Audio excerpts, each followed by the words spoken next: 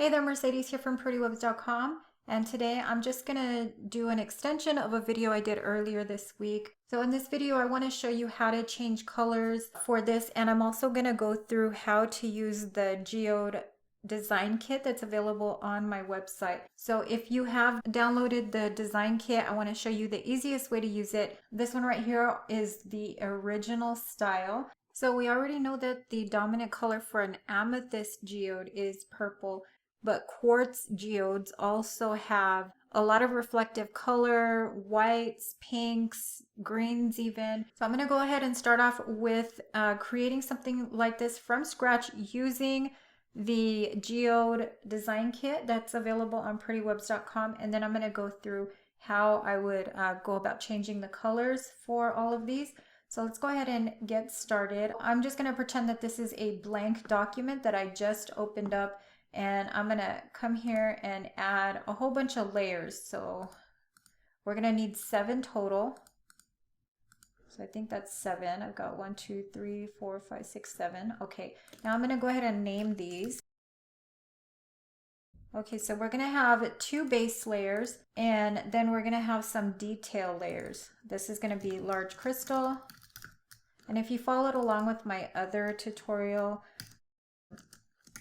you'll already know how to name these, but this is just so that you keep all of these styles in order. So I've got large crystal, small crystal. I'm going to do dark crystal.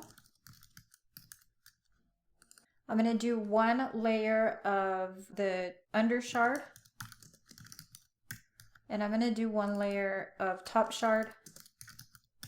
And then you can always add more of these layers back in later on. But for now, these are the basics. This is what we're going to need. So I'm going to go ahead and group these together, and I'm going to call this base. And I'm going to group these 5 together, Command or Control and the letter G to grab those and put those together, and I'm going to call it detail. So we've got these 2 that we're working with here. I'm going to start with this one, base 1. And I'm going to come over here to my effects, my styles. So if you don't see this, you're going to come over here to window and then make sure that styles is selected, and that'll bring this up for you. From here, we're going to come here. I'm assuming that you've already unzipped the file. So from here, we're going to come here to the little hamburger menu, little drop down, and then we're going to choose import styles.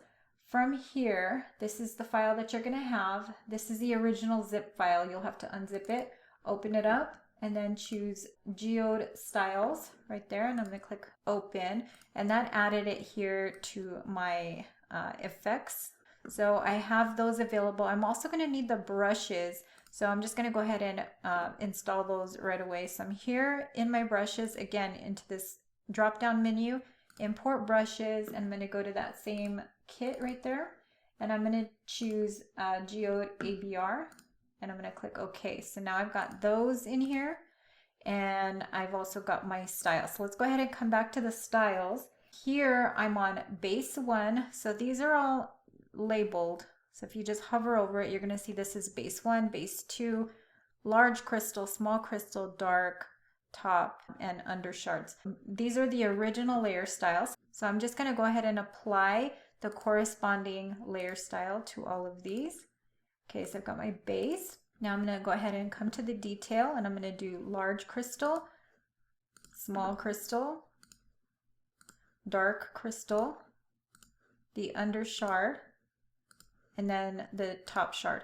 So I've got all of my layers, and you can see here for the base, because this layer right here has to be at a fill 0. So it is going to add that 0% fill onto that base 2. The only thing that it did not add was a drop shadow for the base right here. So we're going to go ahead and add a drop shadow.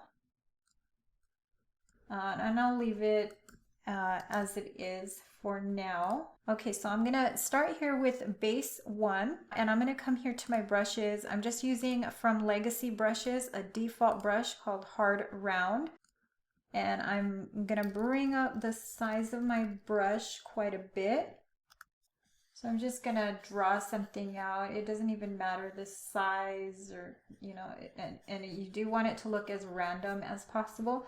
Okay, from here, I'm going to press the Command key on my keyboard or Control on the PC. And when you see that little square, you're just going to click Command and C, and then click on Base 2, Command V to paste it there, Control or Command V to paste it. So you've got right now your base and your base 2 layers done. Okay, now we're going to go ahead and Command and click one more time just so that we can get that as a selection, and we're going to start drawing. So we're going to start here with a large crystal. I'm going to come over here to my brushes, and I'm going to choose these geode brushes. So I'm going to start here. It's already labeled, so this is geode crystal. And you've got geode dark crystal, and then you've got the geode shard. This one right here is an optional brush that you can use as well. I'm gonna choose the white color here, and I'm at 20 pixels. I think I'm gonna bring that up to 30 just because this one's a little bit bigger. And I'm just gonna brush these on, trying not to overlap them too much because they do start to flatten out. I'm gonna leave this as it is. And then I'm going to come here to small crystal. With the small crystal, I'm going to bring that down to about 15 pixels. You can go down to 10. And I'm on a new layer, so it doesn't really matter. I'm going to just try to fill in all of the areas that I didn't get with the large crystal. But for this layer, since you're on a new layer, it's not going to flatten out any of the previous strokes that we made. I'm going to skip the dark crystal, and I'm going to come here to the under shard. I'm using this brush right here, the geode shard brush, and I'm going to bring the size up to about 60, and I'm just going to go along the edge with this, and then I'll go once more kind of inside right here. So I'm just making layers of this, and this may flatten out a little bit. That's fine, because you're going to be adding the top shard anyway. But we're basically just putting together a base for that top. Now we're going to come here to top. We're using the same brush, and we're just going to go over. We're going to go heavy on the edges here. Okay, now we're going to come in a little bit closer to add that second layer. And again, with these ones, if you don't like the flattening that you're getting, you can always add another layer to the top, which is exactly what I'm going to do. So I'm going to press the little plus sign right there. I'm going to come here, and for the top shard, what I'm going to do is hold the Option or Alt key and then grab that and drag it to the top right here. That's just going to copy the layer styles. So I'm going to be working on a new layer here. But it has the same style set up here, so you can come in over the top of that other layer and just get some more fill in there. So once you have that, we can come back here to our dark crystal. We're going to choose this geode dark crystal brush, and I'm going to bring the size up to about 40. Make sure that I change the color here. So I'm going to be going for a bluish tone in this one, so I'm going to go ahead and pick up something right here, like a dark, it's important that it's a really dark color because these inside crystals are super dark, but we want that blue reflection. So you can see, hopefully, how it has that blue highlight to it. So it's still very dark, it just has that blue highlight. And then I'm going to come back, I'm going to press Command and the letter D to let that go. As far as changing the colors for all of these, I have all of the layer styles open here, and you can see that right here I have a color overlay on all of these layers. So what I'm going to do is just I'm going to go ahead and click on the color here, and then instead of moving things around here, what I'm going to do is make sure that I'm on the H right here. That's H for hue, and I'm going to move the hue slider down just to get the color that I want. So I'm going to click OK right there, and you can see that it's changing the color here as well. So I can do that same thing for all of these layers that have this color overlay. Just come in and change the hue for the color overlay. For the base layers, what I'm going to do is come in, double click on the bevel and emboss, and you can see right here for the highlight and shadow area inside of bevel and emboss, I have this purple color.